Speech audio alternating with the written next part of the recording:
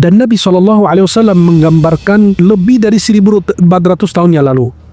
Nabi mengatakan di akhir zaman, la yubailir rajul, orang yang tidak akan peduli hartanya yang dia kumpulkan dari halal maupun dari haram. Yang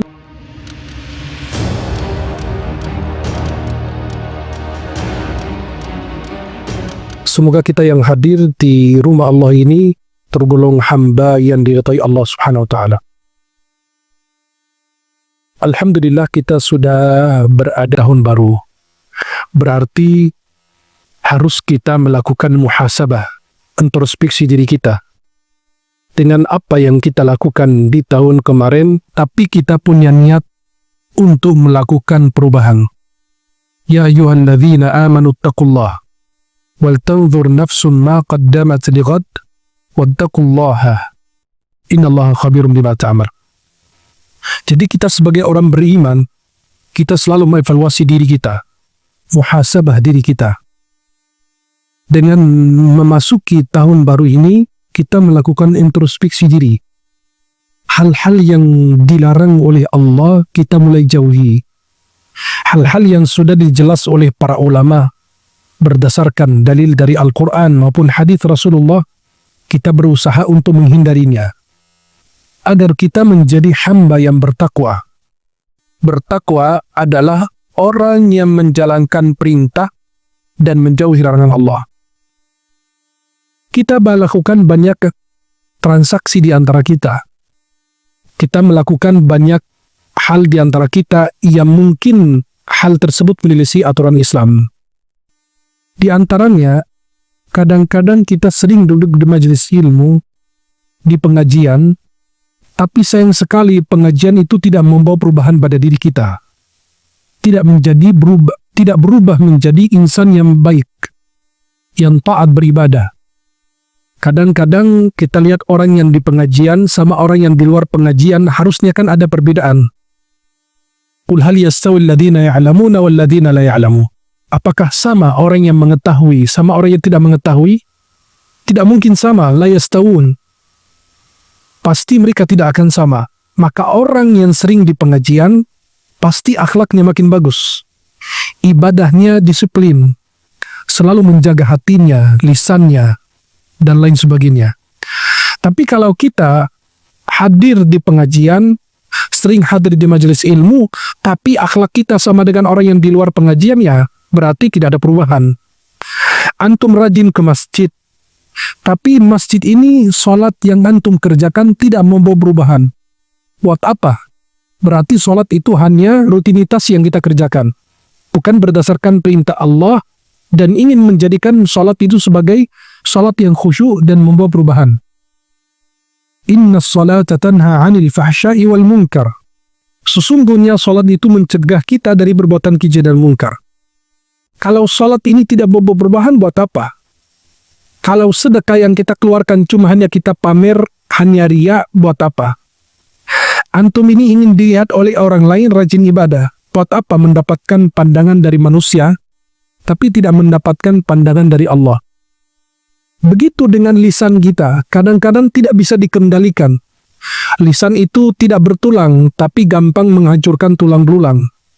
Allah kasih 2 telinga, 1 lidah, agar lebih banyak mendengar dibanding banyak berbicara. Allah berfirman menghitung nikmat-nikmatnya kepada hamba-hambanya.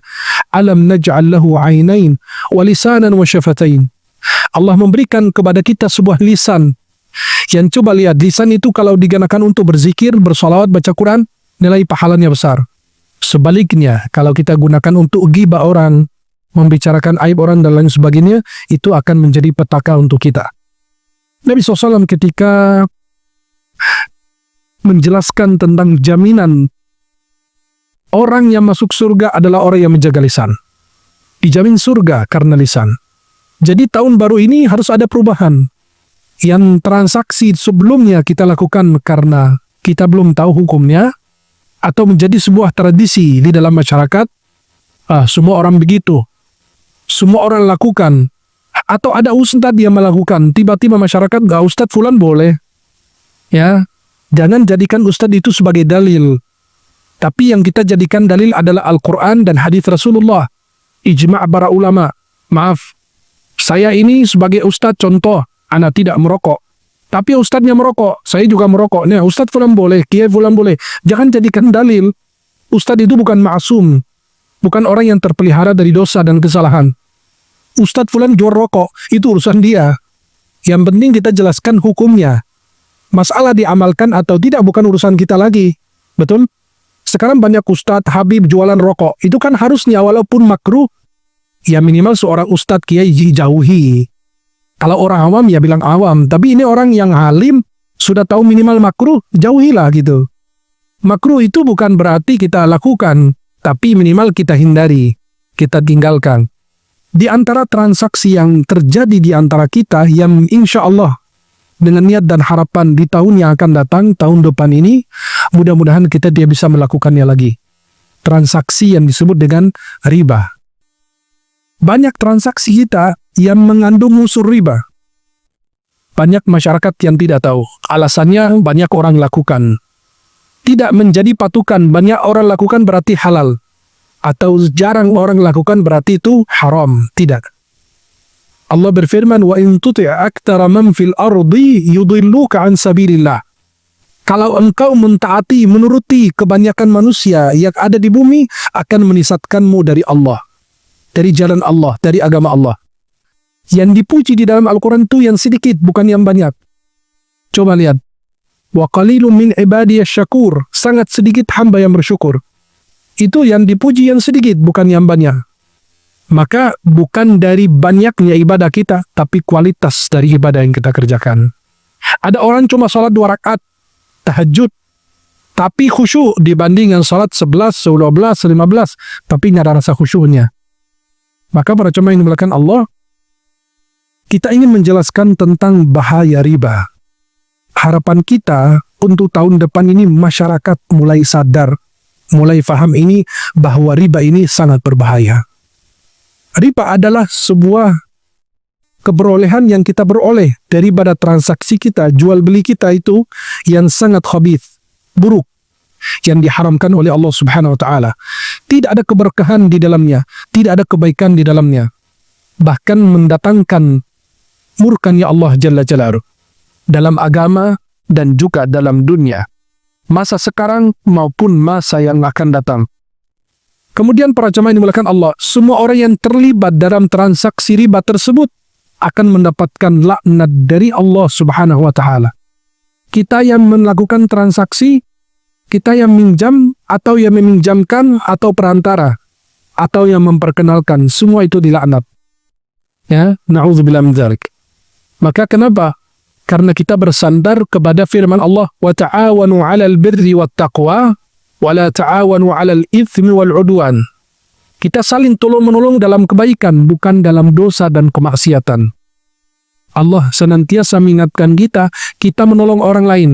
Kita mengingatkan orang, Pak, ini ada kajian, datang. Itu kan berbuatan baik. Tapi tiba-tiba ada orang mau minjam uang, Pak, ini ada fulan minjamkan orang uang. Boleh Bapak minjam sama dia. Tapi beliau itu punya syarat. Syaratnya apa? Kalau minjam 1 juta, balikin 1,5 juta. Itu kan kita yang memperkenalkan itu dosa. Dan ikut terlibat dalam transaksi tersebut. Maka ini transaksi riba itu membawa bahaya bagi diri kita, keluarga kita, bahkan ke negeri dan masyarakat kita. Apa konsekuensi daripada riba ini? Pertama, sebuah maksiat kepada Allah dan Rasul-Nya. Orang yang melakukan riba tersebut, itu adalah orang yang maksiat kepada Allah dan Rasul-Nya. Menyelisih aturan Allah dan Rasul-Nya. Allah berfirman, فَلْيَحْذَرِ الَّذِينَ يُخَالِفُونَ عَنْ أَمْرِهِ أَنْ تُصِيبَهُمْ فِتْنَةٌ أَوْ يُصِيبَهُمْ عَذَابٌ أَلِيمٌ. Ya, mereka yang menyelisih aturan Allah dan Rasul-Nya, an tusibahum fitnah, akan ditimpa ujian, au yusibahum adzabun alim, atau mereka akan ditimpa sebuah azab yang sangat pedih bagi mereka. Bayangkan para jemaah, kita akan menyelisih aturan Allah dan Rasul-Nya, kita akan tertimpa ujian di dunia. Tidak ada keberkahan, urusan tidak dilancarkan, rezekinya dipersempit, rumah tangganya berantakan, seperti yang kita lihat sekarang, ya, seperti pinjol, seperti yang kita lihat judi online, itu menjadi petaka Sampai kemarin kalau nggak salah di daerah Tangerang ada orang yang menjual anaknya dengan harga 15 juta. Anak kandungnya masih kecil. Untuk apa? Untuk melakukan judi online. Allahu Akbar. Ini baru di dunia aja dia celaka.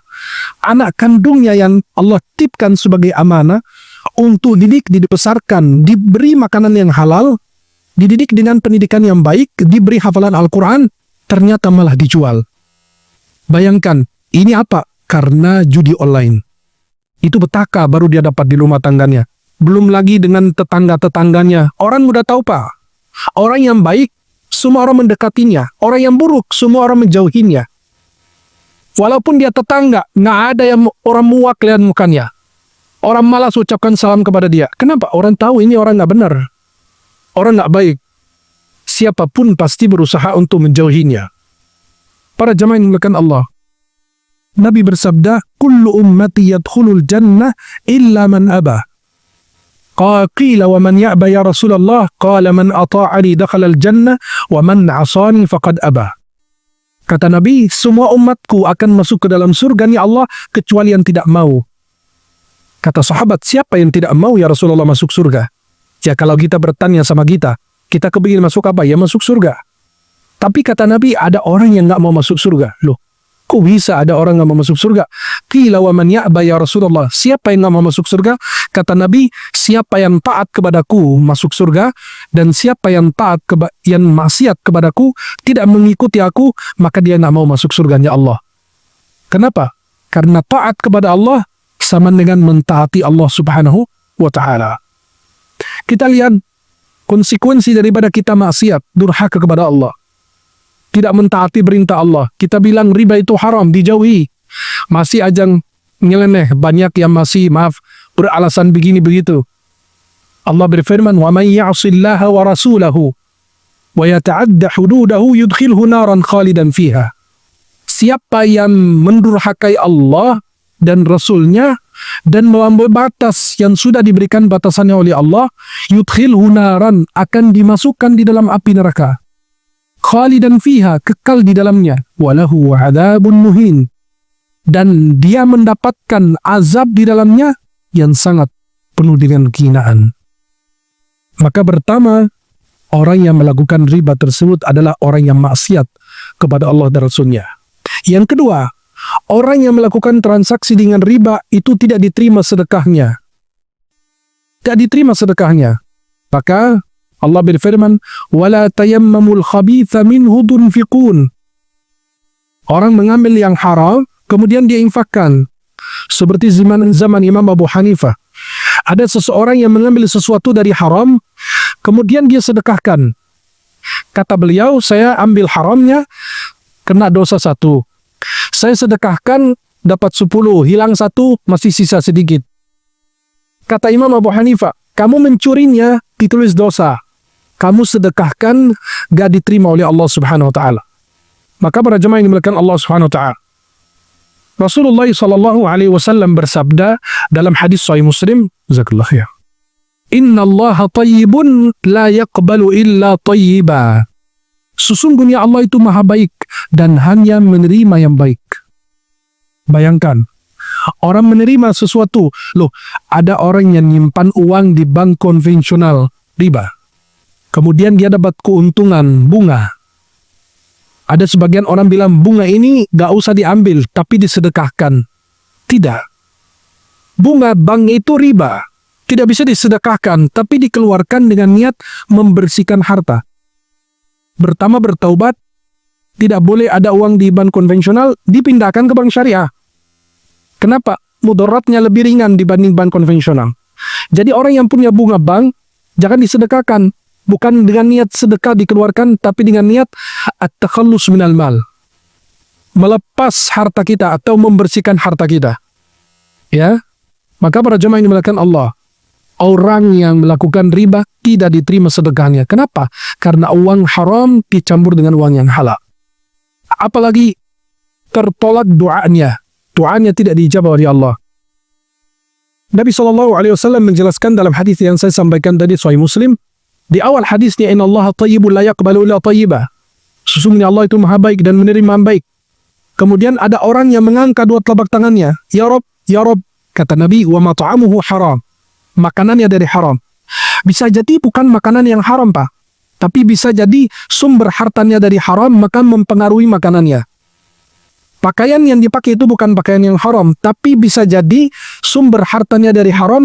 Dengan sumber harta haram ini dia beli baju, beli pakaian. Dengan pakaian tersebut akan menjadi haram. Makanannya haram, minumannya haram, pakaiannya haram, wa ghudhiya bil haram. Isi badannya itu semua haram. Kata Nabi SAW, فَأَنَّا يُسْتَجَابُ لِذَلِكَ. Itu bayangkan, bagaimana Allah terima doanya. Isi badannya dari haram, na'udzubillah. Coba lihat, maaf. Orang beli punya jam tangan dari hasil korupsi. Jam tangan doang. Atau di dalam kantongnya ada uang hasil haram. Atau gamisnya dari haram. Kata ulama bahwa kalau dia sholat pakai jam tangan ini yang dari hasil haram, kata ulama, sholatnya sah, tapi berdosa. Karena dia masih ada yang melekat di dirinya dari hasil yang haram. Dan Nabi SAW menggambarkan lebih dari 1400 tahun yang lalu. Nabi mengatakan di akhir zaman, la yubaili rajul, orang yang tidak akan peduli hartanya yang dia kumpulkan dari halal maupun dari haram. Yang penting, Pak, dia punya rumah di komplek bagus, punya kendaraan terbaru, bisa bolak-balik ke luar negeri, punya pakaian yang indah, dihormati, disegani. Masa bodoh dia punya uang dari haram maupun dari halal. Kan sekarang begitu, Pak. Sampai kemarin ada yang nawarin, katanya apa? Mau nggak antum ini dipenjara 6 tahun, terus korupsi uang ratusan miliar? Hah? Berapa? Ratusan triliun, Masya Allah, ikut perkembangan ini oleh. Jangan mendaftarkan diri ya. Jadi lihat ratusan triliun dengan apa? Cuma 6 tahun penjara. Kena denda berapa? Cuma 1 miliar. Ya salam. Semua orang begitu mau masuk penjara. Kenapa? Ya cuma setahun. Apa? Atau 6 tahun penjara cuma uang merugikan negara. Ya Allah. Maka Anda bilang lebih bagus ke depan itu harus ada aturan yang korupsi dipotong tangannya, Pak. Saya yakin semua pada takut, Pak. Karena itu mencuri hak masyarakat. Itu kan mencuri. Dari tempat yang sudah jelas. Kan gini. Sebagian ulama menjelaskan kalau ada orang taruh uang di atas meja. Atau di karpet dibuang. Diambil orang, itu tidak disebut mencuri. Karena tidak mengambil dari tempatnya. Tapi kalau uangnya di laci, kemudian dia buka, ngambil, itu disebut mencuri. Jadi ini uang negara yang sudah disimpan di tempat yang sudah jelas, ini dia ngambil, harusnya kan dipotong tangannya, Pak. Saya kebayang, kalau sudah ditegakkan hukum potong tangan pada korupsi, koruptor, bayangin, pejabat-pejabat semua besok kena punya. Ya Allahu a'lam ya. Dengan harapan kita, presiden baru kita ini, Pak Prabowo ini, mudah-mudahan melakukan perubahan gitu loh. Walaupun kita yakinnya, insya Allah dengan izin Allah, negara kita makin bagus. Di negara lain ditembak mati, Pak. Koruptor itu ditembak mati. Kita di sini malah ditembak hidup. Kita yang mati, dia hidup. Cuma hanya apa? Kita yang mati, dia hidup. Saya kan bilang, subhanallah, cuma setahun penjara, 2 tahun penjara, duitnya dimakan. Nggak dikembalikan lagi. Enak kalau pantasan semua ingin menjadi pejabat. Ya kenapa?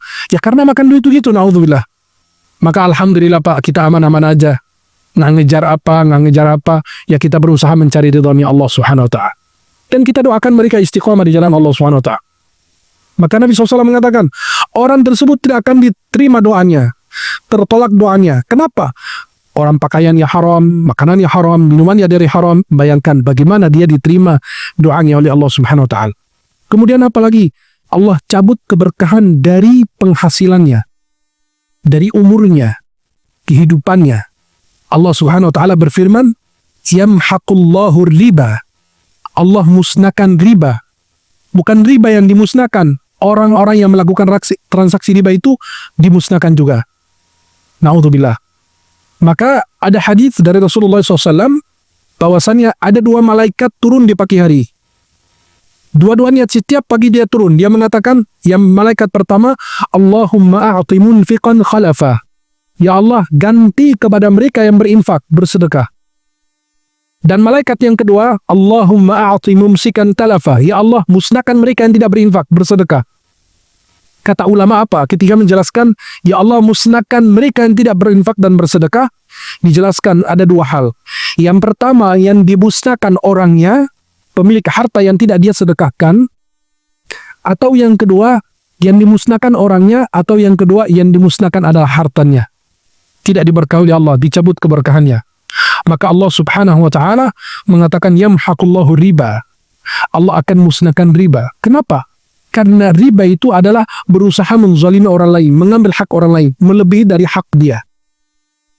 Kemudian para jemaah yang dimuliakan Allah, sebagian ulama salaf mengatakan, sami'na annahu la ya'ti ala sahibur riba 40 sanah illa muhiqa. Ulama salaf mengatakan apa? Kami sering mendengar, ya, orang yang melakukan riba itu biasanya 40 tahun pasti Allah musnahkan. Sampai ada yang mengatakan sebelum 40 tahun sudah dimusnahkan. Nauzubillah. Ya. Ya seperti yang, ya, ada hal-hal yang terjadi di muka bumi yang kita kadang-kadang nggak masuk akal. Yang tukang es bisa dalam satu malam dapat 1 miliar. Yang punya jabatan dalam satu malam hilang jabatannya, hilang hartanya, habis.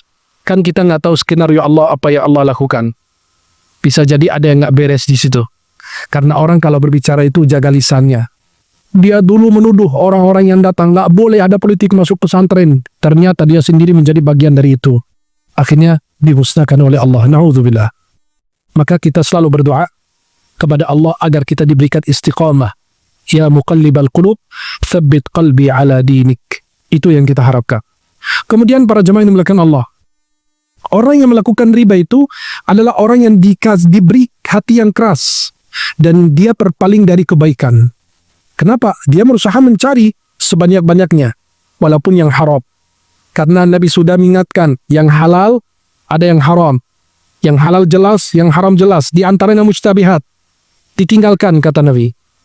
La ya'lamunna katsirun minan nas. Tidak diketahui banyak orang. Berarti ada sedikit orang yang tahu, ulama.